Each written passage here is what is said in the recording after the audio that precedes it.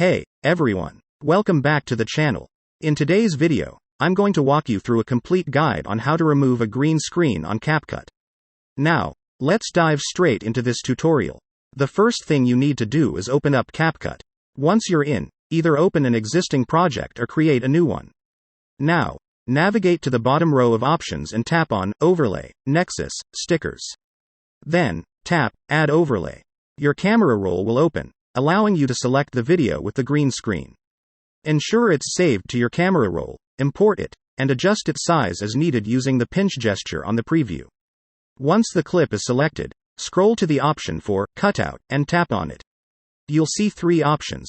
Choose Remove Background. Now the background were removed.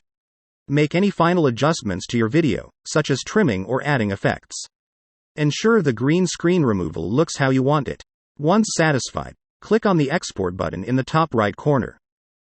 If you found this video helpful or entertaining, don't forget to give it a thumbs up and hit that subscribe button so you never miss out on future content.